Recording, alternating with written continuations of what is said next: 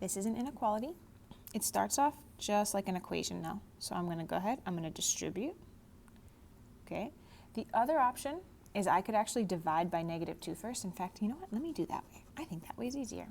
So I could have distributed, and then I could have subtracted from both sides and then divided. But what I'm going to do, watch, this -2 is being multiplied by these parentheses.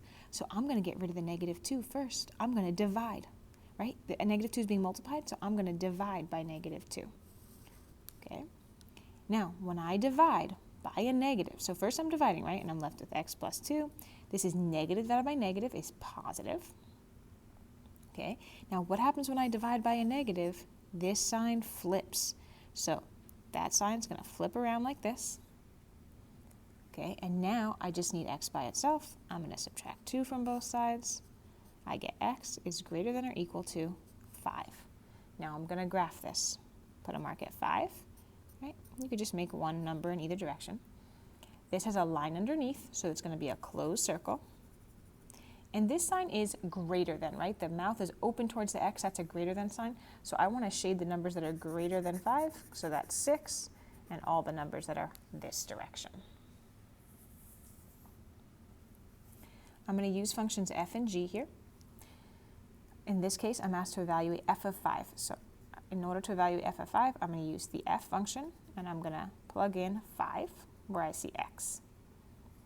So this equals 3 times 5 is 15 minus 1. And f of 5 is 15 minus 1 is 14, and that's my answer. Okay, now if I'm doing f of g of 1, I do the inside first.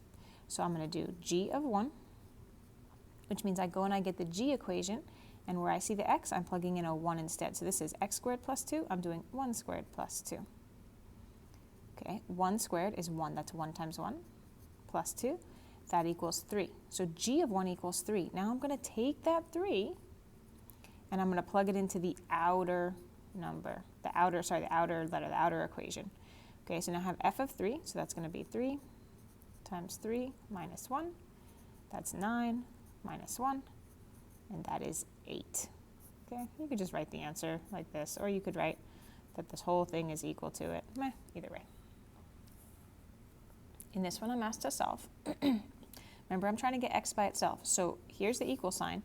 I need to get rid of everything that's with the x. So right now, this -9 is being added to x, so I want to get rid of that first. Now, it is being added, however, it's a -9, so if I want to get rid of it, I'm going to do +9, right? Because -9 plus 9, that's 0.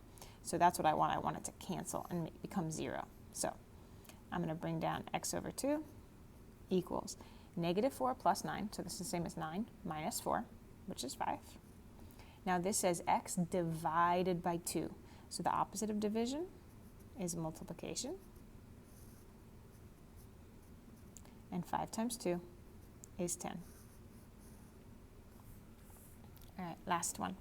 So I would draw a sketch for this, right? And I remember that the quadrants go in the shape of a C. So this is quadrant 1, quadrant 2, quadrant 3, and quadrant 4. This is the x-axis and the y-axis. Okay, and what I would do is I would just sketch myself a little thing and then just go to each one. Okay, 4, -5. So that's right 4, down 5. That's here. Okay, that's in quadrant 4, so that's D. -2, -1. So that's left 2, down 1. That one's in quadrant 3, so that's this. 0, 5. So that's don't go left and right, only go up 5. So don't go left and right, only go up 5. That one lands on the y-axis, so that's F. 2, 9. So I'm going to go 2 right, up 9. That one lands in quadrant 1. -3, 1. So that's left 3, up 1. That lands in quadrant 2. And -3, 0. That's go left 3 and then don't go up or down, and that lands on the x-axis.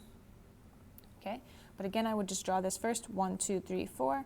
This is the y-axis and the x-axis, and then you can kind of figure out where each of these points lands.